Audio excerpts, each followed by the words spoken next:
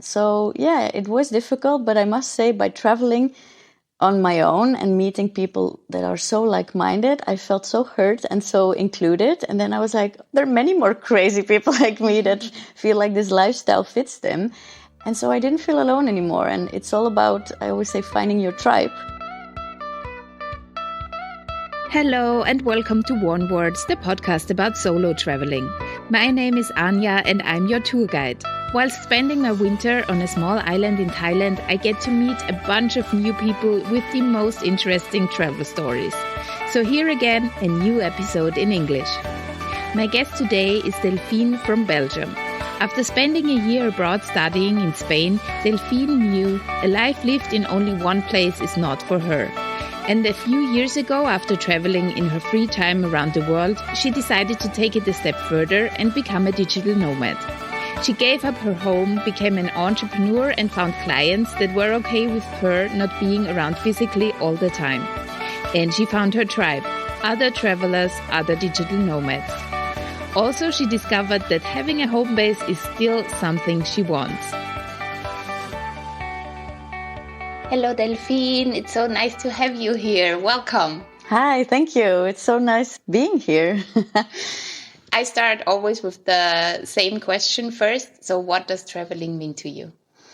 Good question. Travel means for me freedom. I think traveling the world means opening up for different cultures, for people all over the world, for I think also opening your perspective of life, like we've been raised in a type of country or city and we know like this is how it works there, but it opens your mind and it teaches you different things that you were never aware of. So yeah, I think that would summarize it for me. Mm-hmm. Yeah. The freedom answer comes a lot. So a lot of travelers are like, yeah, it's freedom for me. It's so nice. Yeah. Is there maybe a specific story, or when I say traveling and freedom, does a picture come into your mind? Yeah, it's me sitting in an airplane and looking out of the window and being like, oh my God, where is this heading me? What kind of story will start now, because it's like always a new chapter in my book, I call it. And you never know what the outcome will be and who you will meet. So I think the freedom is like, I feel it in my stomach. It's really, It's really, really cool. So you're a window seat girl. I'm a window seat girl, for sure. Long flights, I maybe would say aisle, but yeah, for sure, I want to see what's happening. Also, when you land at a new destination, you have the first impression of how it looks like, the landscape, and it's really an amazing feeling. Take us a little bit through your history. How did your traveling life start, or how did you come to travel the world? So when I was studying, I had a chance to participate in Erasmus program. It's like in Europe, you can do an exchange as a student. And I think that's where it really started, because I could choose a destination, and it was Sevilla in Spain. And I stayed there for 6 months studying. I lived with 2 Italians. So, you're 21, you're so young, you don't know how the world works. And you learn so much from this experience, be all alone without your family. Back then there was Skype, but, not Wi-Fi everywhere. And so that was already for me like the first time I was like out of my comfort zone. And when I came back home, I changed, I think in a good way, because, you're a new person. You met so many different people that opened your perspective. So I was like, I want more of that. I cannot just now say, okay, that was amazing. Let's go back to my hometown. And that was it. So I think there it started to like, okay, maybe I should move abroad and live there for a longer time, and because it's different than just going on a holiday, it's really immersing yourself in the culture and learning the language, and so there that was already like 14 years ago. So I think my mom would still say like, oh my God, from there it never stopped, and I think it will be always part of me. Yeah. Mm-hmm.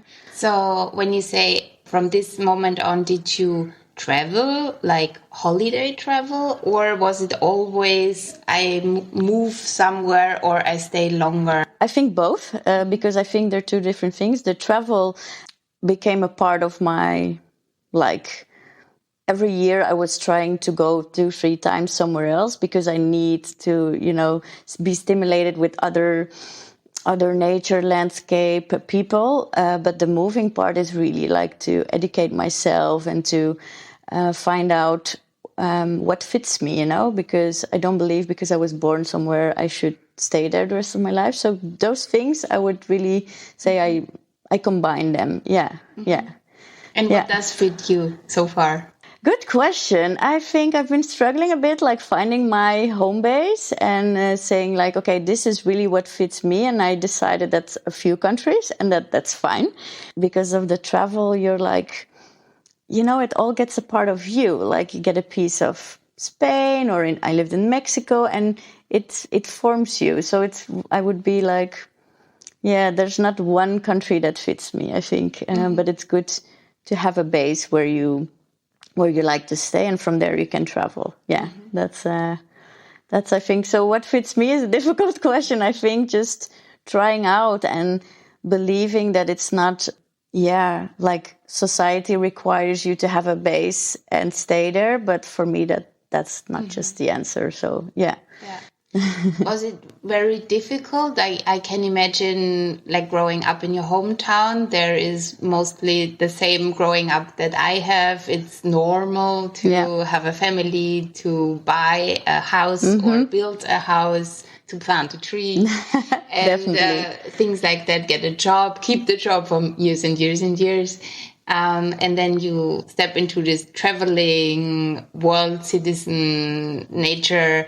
Was it hard for you to meet people that are the same, or do you feel very alone when you're on the go? Good question, because to go back to my first experience at Erasmus and traveling, when I came back to my hometown, I felt like they didn't change, my friends didn't change, but I did, and they didn't understand what I meant. They were like, okay, nice experience, let's move on, So I felt quite alone for some time.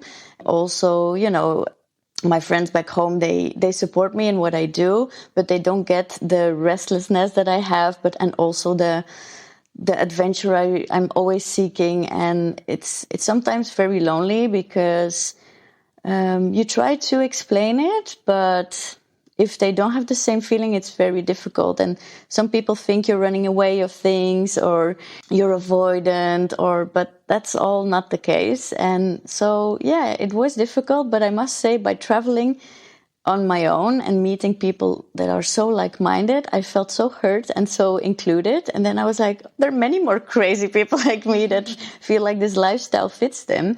And so I didn't feel alone anymore. And it's all about, I always say, finding your tribe instead of trying to push something or trying to fit in something you're not. So, it was a gradual process. It was difficult in the beginning because you feel weird. But now I'm really like, I found my people that I can relate with. And it doesn't feel that lonely anymore. What I would be curious about, because I don't have an answer to it myself. So if you wouldn't have gone to the Erasmus program in Spain, do you think your life would have been like the same? You would also have the restless traveling bug? Or was it because you were there and saw the world at this time in your life that you just became infected? What do you think?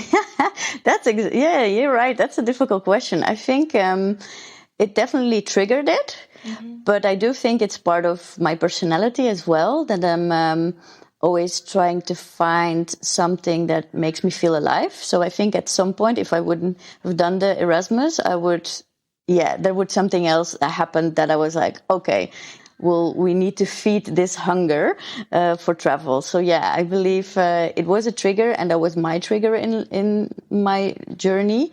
But it would definitely come out somehow at some point. Yeah, I get that, because when I think back to my youth, I always felt like I really didn't fit in. I did, of course, it's my family or my friends and everything, but little things were just off. And when I'm traveling and meeting like-minded people like you, it doesn't feel off. No, it doesn't feel off, and you don't have to explain yourself. Yes. And I said it to a friend the other day. I said, when when we're here with all the digital nomads and just we go for dinner, for example, we never have like a moment of silence, of awkwardness, or like what kind of things we discuss. Like we met the other day and now we have so many topics in common and it's insane. Like I'm never bored. I'm always like so curious to their stories, to advise on destinations or travel hacks, which I love and makes your life easier. So you connect instantly, and that makes it very easy and something you cannot explain to your family or friends back home. And that's okay. I think it's okay that not everybody gets it. But they see the spark in your eyes and they're like, this is your thing. This is something you need to do. I also had the question many times, like, okay, so at some point, you're going to settle down and then this travel bug will just, calm down. And sometimes you believe it. You're like, yeah, maybe one day you wake up. But now I'm like, no, this is part of me. This is part of my personality and the way I want to live life. And I hope when I'm old that I'm still doing that and still be curious about the world, Yeah. You said before you're always looking for things that make you feel alive. Yeah.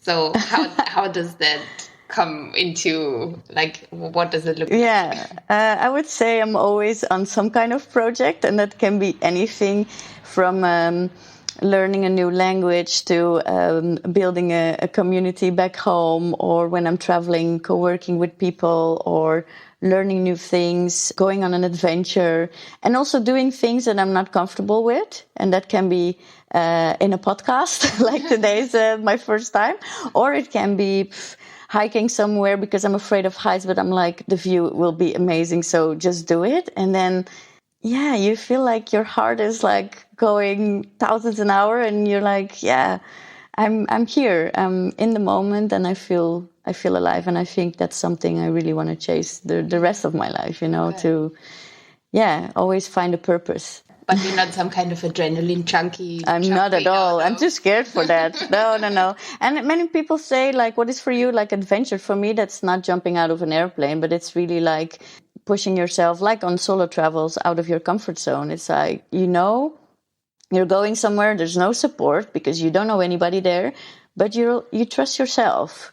You trust the process, I always say, and that makes me feel very alive if I do that. Speaking of solo traveling, of course, you went to the Erasmus thing on your own, but then you are in a set place and you have a community already there.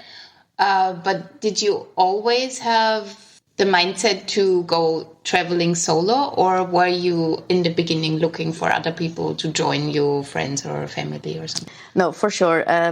So I was always with friends in the beginning, and I had a few long relationships. So that's also, then you travel with your partner. And my first solo travel was, I think now, 5 or 6 years ago only. So, and I was still in a relationship back then, but I thought it's something I really want to do. It scares me, but I heard so many good stories. I watched some YouTube videos on girls that were traveling on their own, and I was like, why not? Why not trying it? I got a lot of weird faces from my family, like, why would you even do that? You have friends, you have a partner to go with. Do you want to prove something? And I'm like, no, this is something I need to try. And I was to Thailand. I went to Chiang Mai. I was not a digital nomad back then, but I wanted to. So I was like, let's pretend I am and meet people that can teach me how and can share their story. It was the best experience in my life, and that I trusted myself so much after a few days there. Like, you can do this, and you don't have to rely on your friends or family to support you here. You can just find it out yourself. That was for me freedom, because you don't have to wait anymore until your friends can go on a holiday or they don't like the destination you want to go to. No, you pack your bags and you go. And that was really amazing. So where have you been so far? Yeah, like in general, Thailand, Mexico. I'm also now a bit doing the Balkans. Albania was really impressive. I'm here at Comac, of course, a little island, which was for me also quite out of my comfort zone. It's 2 days traveling to come here. You don't know what to expect. I've been in Colombia, combine it with Panama and Costa Rica, also on my own. And even there, people think South America can be dangerous, but I was like, I speak the language, and I always think I have a mouth to speak. So if something's up, I just make sure I'm safe, and I don't want being scared that would come in the middle of all my adventurous plans. It's pretty 42 countries at the moment. Wow. So that's I cannot even remember them all, but Africa also a few countries. South Africa was amazing. So yeah, I'm always very conscious, where do I go and what will it bring me? So I don't go just anywhere on my own, because it has to give me a bit of purpose as well. But yeah, so far many destinations. If you would have to choose one of those countries to go back or to stay, maybe, which one would it be? I think Mexico. Mm-hmm. Yeah, because I think it's an amazing country that has a lot to offer. It's quite big, so you can go from the Caribbean to the Pacific coast and have a completely different landscape. But most of, for me, what convinced me was the people. They are so warm-hearted, and I hated the things they spread in the media is, of course, it's true and it happens, and there's a lot of violence and whatever, but as a tourist, I never felt unsafe, and I felt like the people were really caring about me, and they made you feel included, and I love their food and their culture, and so would definitely want to go back there. Yeah. Mm-hmm. Nice. I'm hearing a lot of good things about Mexico. Oh, yeah. I'm thinking about it. Yeah. There are so many destinations. Always, if somebody says, "What's your favorite?" I cannot pick one. I now said Mexico. Maybe tomorrow I say Cuba, because Cuba also left something so special in my heart. But it's just every destination is so different, and I think if you visited that many countries, that you have a different perspective as well. What is important for you? Mm-hmm. Is it just because you feel good there, because of the experience you had? It's so personal, It's there are many countries I love. Nice. So how does your day look like? What do you do work-wise that you can travel, or is it holidays you take? I'm a freelance marketing strategist. And as I said before, a few years ago, I worked in corporate for a long time. And a few years ago, I completely changed my life. I wanted to have a better work-life balance. And I wanted to travel the world while working there as well, instead of just being on a holiday. So in Chiang Mai, I talked with a lot of people what are you actually doing on your laptop? How do you even earn money from here? And how do you combine that? And just like you, being interested in their story. So then I quit my job without any plan B, just believing in myself and my backpack of experience, I would say. And that was 2 years ago. So I said, I have marketing skills and communication as well. So let's just market that and see if I can live that life. And so far, I'm pretty happy with the outcome. My first project was for an airline in the Netherlands. And I said to them in the beginning, I would love to work for you. Just know that I'm not going to be in the office 3 times a week. And they were like, yeah, let's see. And I said, okay, give me 1 month and I'll show you that it will work, And then I went to Greece on my own for a month to work and travel. And I was running a very big campaign. So I was a bit nervous, I hope I can really do this and the Wi-Fi is okay. And it turned out amazing. So yeah, it's a different kind of work day, I would say. You wake up, you go on a hike or you go swimming before you go to work, and you already have this positive energy instead of feeling drained, being in traffic. Yeah, I think you know what I mean. It's just a very different lifestyle. And from then on, I said, okay, this is a non-negotiable. When I find new projects, it should be remote or at least half of the time. Mm-hmm. And that's also why I'm here now, working in Komak in Thailand, just to take my laptop and Wi-Fi and I'm done, Mm-hmm. So I still sometimes need to slap myself, is this really happening? Is this really possible? Yeah. I know that feeling. Yeah. How do you do with the type differences? Yeah, challenging, I must say, in the beginning. But I chose Asia because we're 6 hours ahead, which means when I wake up, Europe is still asleep. And that's very beneficial because you can do already a lot of work up front. And then I start to work like at 2, 3 in the afternoon until late.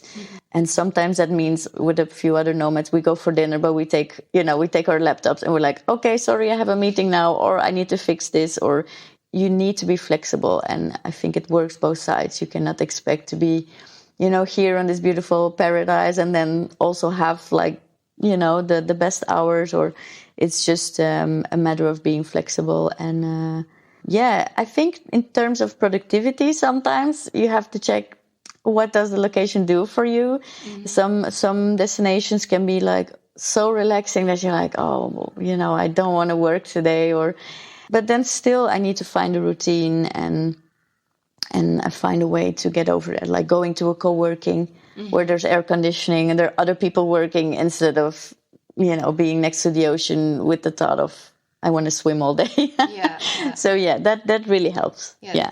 Yes, it's the environment, not being surrounded by only holidayers. No, exactly. That are reading a book so I think there for me the community plays a role. That they also have to work and you share this together. You're like, okay, let's go to the co-working at 3 because otherwise we're not going to do anything. And that makes it for me much easier than being on your own. It's a different. Of course, you work alone in your project and be like, you could also sit in Belgium and your flat and being totally alone. But if you're in a community, you can benefit from we still have the coffee chat, we still have the glances or the hi or whatever, or ask a quick Exactly. question. And I think that's the difference. I always say I want to choose my own coworkers and not colleagues. Like colleagues I have because every project is different and has different colleagues, but they're just temporary. But when I go to a destination, I choose my coworkers. I'm like, oh, we're friends and I really like, to spend time with you. But you can also inspire me work-wise. You can maybe help me because you're a graphic designer on my project. And that's why I love to stay in this co-livings or co-workings because, you surround yourself with people that can support you as well. That's definitely different than working back home in your kitchen or whatever. And even then I don't do that because it just doesn't inspire me. And then it can get very lonely. As an entrepreneur, you know that it can be sometimes very challenging. So find your tribe, I would say. And with your tribe, that also inspires you to visit places? Like when you go someplace and you think, okay, now I'm going to spend, I don't know, a week in Bangkok, and then you meet coworkers and they say, oh no, I will go to Malaysia next week. Do you then change your plans and go with them? Or are you very rigid in your own plans? I'm very spontaneous in my plans. I don't like to commit long term because of this, what you just give as an example. You go somewhere, I book a few days and I feel the vibe. I'm like, especially if it's a new destination, I'm like, do I like this? Do I want to stay here? And the people you meet, like you say, if somebody says, oh, we're going to this island, or do you want to come? I want to be able to say like, oh my God, I love this vibe, let's go. Instead of, I booked 3 weeks and I'm stuck. That's for me, that would not give me freedom. And what I said, travel is freedom. So that always should give me an opportunity to go. And sometimes you end up in places where you're like, okay, I didn't know I would stay here that long. I remember once I booked a week holiday in Ericeira in Portugal, because I needed a break, and I was in a co-living with other nomads, and I loved it that much. And I booked a week more, and I stayed 6 weeks, and I was like, that was not the plan, but I loved it. And I go with the flow, literally, like how I feel. Do I feel good about this? Then I stay. If not, I go. It's just, I don't force myself into a planning. Mm-hmm. Yeah. Do you still have a base at home, like in Belgium? Do you still have like Christmas, you go back, or are you totally digital nomad traveling the world? A few years ago, I was full-time nomad. I did that for 2 years. I traveled to several countries almost every 2 months. And then at some point, I was quite exhausted because there are also challenges that come along with it. And especially I was working like 4 days a week, 5 days a week. So you have to think all the time, during my work breaks, where am I going next? And so then I decided to have a home base in the Netherlands because I lived there before. So I live now in The Hague. And I said, I'm going to be a part-time nomad, which means I have a base that I can always come back to. But for example, now in winter, I escape. I go a few months somewhere else where the weather is much better and I have better energy. And I come back in February when it's a little bit better, a little bit less dark. So that's a bit my plan now. Yeah. I would like to, if it's okay for you, to go deeper into this travel exhaustion. How did it feel? How did you notice that it's too much? I think energy-wise, I could see that it drained me a little bit. I was stressed at night. And actually, that's also coming back to the Ericeira break I needed there. I was first in Lisbon and I had I think it was like anxiety or something. I went to the hospital and they said, well, there's nothing we can see, but I think it's stress related. And I was back then already 1.5 years, like traveling everywhere because I have this restlessness, And then I thought, this is not a good sign. So let's think about a way that would be less stressful for me, but still I can travel, because I think us travelers, we want to see the world, but we're always thinking of the next best thing instead of like calming ourselves sometimes and slow travel a little bit, So I learned to listen to my body and I was like, these are not good signs. And a few months later, I had my base in the Netherlands. So for me, it was also like, we're not going to think about it the next year. We're just going to take steps because, it's not healthy if you feel these things. I think, that would be also an advice for me, for travelers like me that are like, I want to see as many countries as possible. Just there's enough time. And just enjoy a destination and go slow sometimes if you feel your body is asking some rest and peace of mind. Yeah. But you sound like a doer, like, okay, there's the problem, I'm going to fix it and fast. Is this yes. Okay. Yes. I'm really like that. Like for me, like I said, if I feel something or I feel there's a problem, even in business, I'm just trying to take charge of it. But sometimes with health, it doesn't always work like that. So I've been also in stressful periods that I'm like, okay, let's do meditation and it will fix it. Or but it's also good to give yourself the time and take some steps and make some decisions that can help, but also know that it sometimes takes more time than you want to. So yes, I'm a doer, but I also learned to accept that you cannot change the world in a day. That is true. Yeah.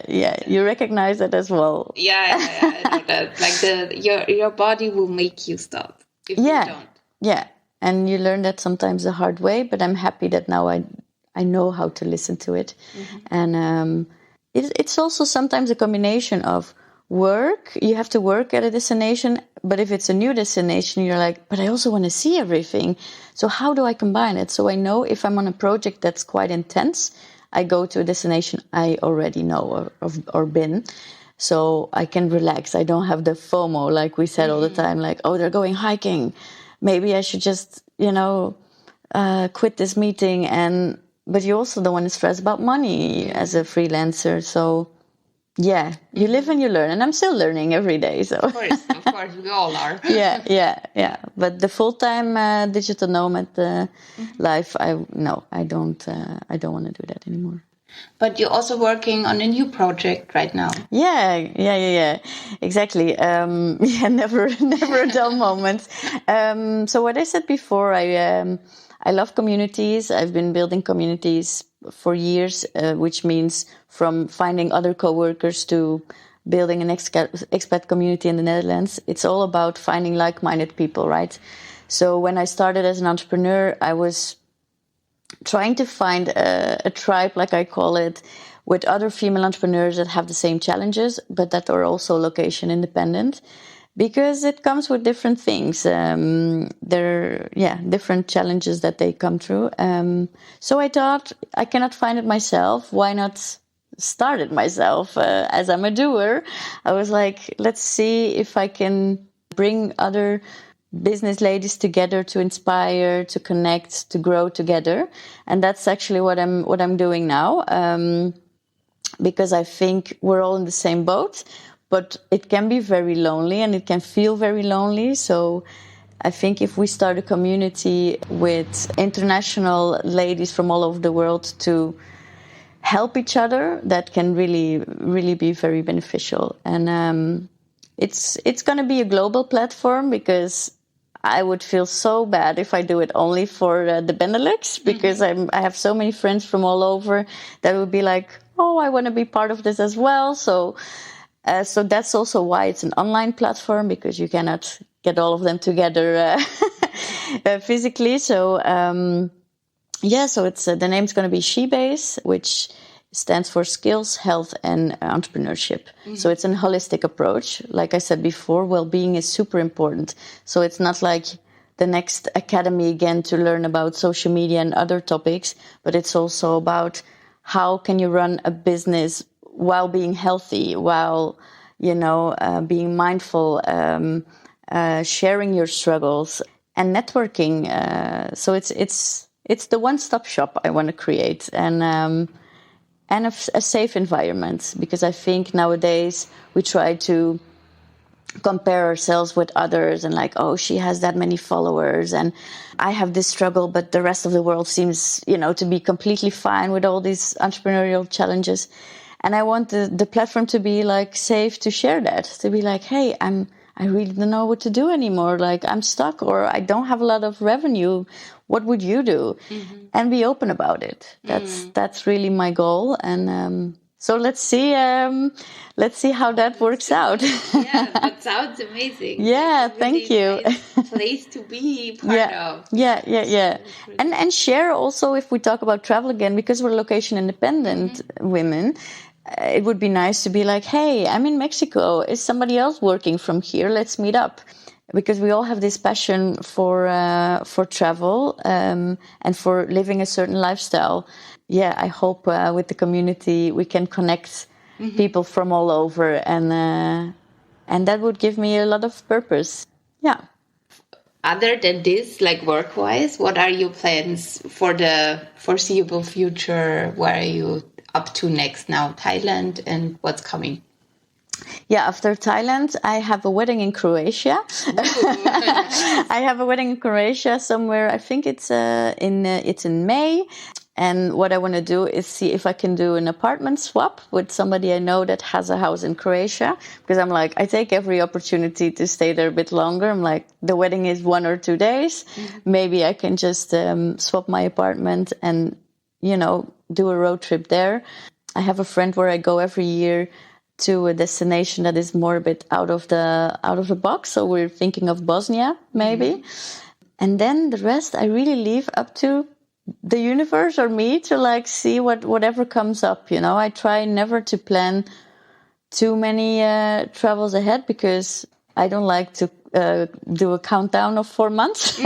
I'm more like, hey, in a few weeks I'm going somewhere.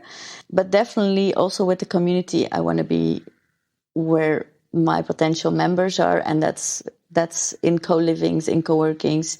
Lisbon is one of my home bases as well. I don't have a house there, but because I lived there for 1 year, it's such an inspiring place where I always try to go back to when I feel I need it. So that would be for sure also on the planning. Yeah. I like that. Yeah.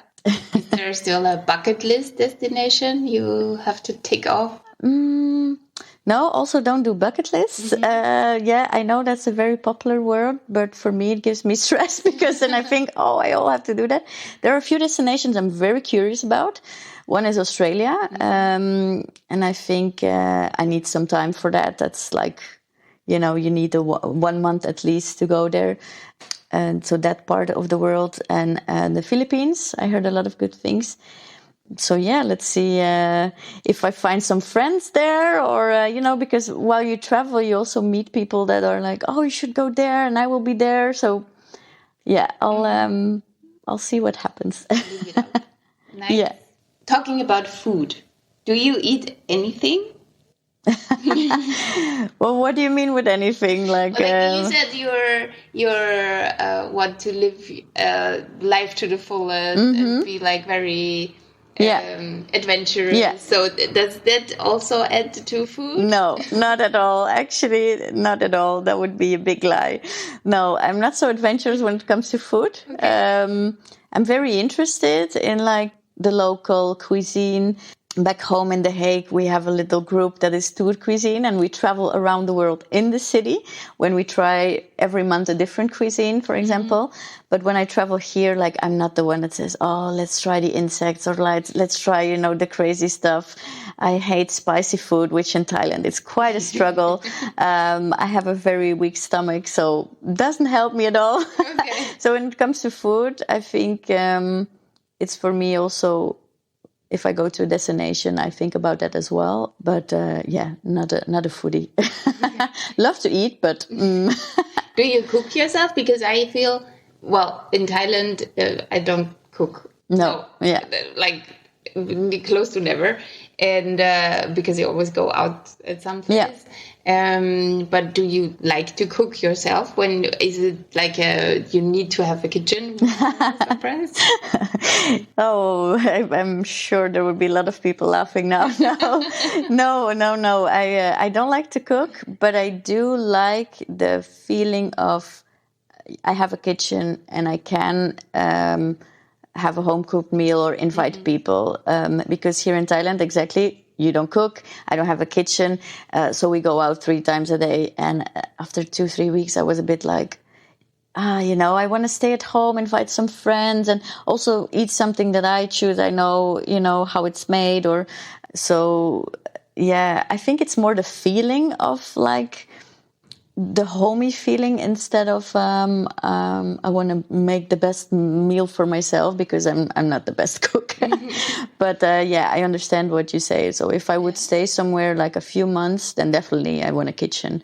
Also just for a simple breakfast or lunch. And the other day we had a dinner party at a friend's house that had a big kitchen, and everybody was so delighted because it was Italian night. We were really like, we were in Italy, but we wanted some food we know, and it was just such a good ambience. And I really find that important to create that. The simple things while you travel, you sometimes miss. We're always on a high. Every day is something new and a new adventure, but sometimes you miss let's have a movie night with the girls. And then that sounds so simple for people, but it's something you miss, right? I can see you. Totally. Yeah. For me, it's also, but it's a bit more like I miss in Thailand theater or culture. Yes, me too. On a small island, it's like very limited. Yes, it is. And that's why I travel too, like back to Austria or in bigger cities. I love it there. And then like really go out every night, see another play or go to the cinema. Yeah, it's exactly what I said this week to a friend that I would miss on an island. I love island life, but it's like some culture you miss, or even cinema, or going to, like you say, a cultural event, or That can be a little bit small. The longer you stay. Yeah, exactly. Yeah. Yeah, and as you said, then if you experienced all of this, it might get hard in the future to just place yourself in one spot, because you will always miss something. And for me, it's also, I now almost always miss someone. Like, I never have my friends or family in one place. I thought about it, and it's kind of a funny story because I talked to it with my best friend, who is very much in one place all the time and working. He's very based. And he was like, well, if you want to have all your friends and family in one place, you either need to marry or you die. Then they will come. It's so recognizable, seriously, because I said that some time ago. I said, I think the day that I have all my international friends together will be when I will get married. Because otherwise, or exactly like my mom sometimes says, if something would happen to you, I don't know how to start finding all those people, you know? And that's quite a problem. You always miss somebody. If I will go back home to the Netherlands, I will miss people here because you get a connection that is unexplainable. You're so close in a few weeks. So I accepted that part because I feel like I have a rich life in another, sense, because of it. And, so it doesn't really matter where I live then. And that's maybe the good part of not having this specific base, that wherever you are, you'll always find your people and people will come to you. But there's not one place in the world anymore where I'll be, now we're all together again. And so it doesn't really matter. So I choose where I want to live because I want to live there, and not because a few friends moved or my family is also not there anymore. So it gives me more freedom. I try to see it glass half full. Mm-hmm. A few years ago, I struggled really with that because I felt like it was not normal and I would feel empty the rest of my life because I couldn't have those people together. But on the other hand, it gives you a completely different life. And I accepted that. Did you? Yes, but now I already feel the growing older part. Yeah. So I start thinking about what will my life look like in 20 years. Okay. Because I probably won't be able to travel like I do now, physically. And then, I don't know what happens then. So this is kind of a little bit scary sometimes, but then we don't know if we will see like in 20 years. Yes, so exactly. Why be afraid of it now? Yeah. But I know what you mean, of course. And that's why I feel like full-time nomad would give me also a feeling of not belonging anywhere. Mm-hmm. And now with the base, in The Hague, I know that there's something to go back to. Mm-hmm. And when I'm there, I'm also going to be like, but I want to travel again. But at least there's something to hold on to. And from there, I'll see, your life can just change in a day. Mm-hmm. So, but I get your point about growing older. And it's also what I experience is that in the different places, because now I chose 2 or 3 places to spend my year, I do travel more. I didn't choose it that way, but it just happened that, let's go to Italy. But it's mostly Thailand, Austria, and hopefully Iceland soon. But for me, because in every place, I leave a piece of myself. So I'm a different person in Thailand than in Austria. And I really experienced that. People from outside might not, I don't know, but I feel differently. I think I act a little bit differently. So I also miss myself. Okay, And that's a weird feeling to have. Yeah, no, I understand that. I have a quote I always say is leave your sparkle wherever you are, which also means like, you change, of course, in every destination or travel, but you also grow. It's not like you're stuck in your routine at home and you don't face your growth, right? So I think you have a spark over you, and whenever you travel, you have that with you, and people see it, and it's like you have a mark on the country, and then you leave, and and you take also something from them. So I think it's a continuous growth process. It never leaves you the same as you were, for sure. I think because you're thrown back to yourself so much. And maybe more than being in one place all the time and having all the distractions it also brings with it. So you experience it more. For sure. Stronger. It's also a mirror, I say, solo travel especially. Because there are moments where you're so uncomfortable, or you're having dinner And you're like, okay, I'm here on my own, and would people look at me or not? I don't have that often anymore because I'm comfortable with it. But in the beginning, it was really like, oh, am I okay to sit with myself? Is that enough? Can I entertain myself, or do I always need this distraction? Because if you sit with yourself, there are thoughts that come up and you're like confronted with it. But it's also good, I think, because that's how you grow, and you have to go alone to your hotel room and decide the next morning what to do. There's nobody taking care of you. So yeah, that for sure, it's uncomfortable, but it's also, it learns you to trust on yourself, I think. And I think a lot of people try to distract themselves with things or with people, not to think about themselves. So at least we have, we have that too. Yeah. Wow, we went deep very fast. Yes, exactly. So to lighten the mood and phase out of this very nice conversation we had, I do a word rap, I call it, in every end of the episode. So I give you examples or word phrases, and you complete it with the first thing that comes to your mind. Mm-hmm. Okay. Bed or breakfast? Breakfast. Jungle or the desert? Jungle. Ocean or lake? Ocean. Camping van or 5-star hotel? 5-star hotel. Window seat or the aisle? Window seat. Being alone means to me? A mirror. And being lonely? Struggle. 3 things that I have to take anywhere I go. On travel? Mm-hmm. Your phone. Your spark. And good one. There's so many things I could name up to. Luggage. Yeah. What would you recommend someone who wants to start solo traveling? Just do it. Because if you start overthink it, it will always be scary. It will never be, yes, it will be easy. And now there's a day I can do it. Just book that flight and push yourself because the reward is insane. Yeah.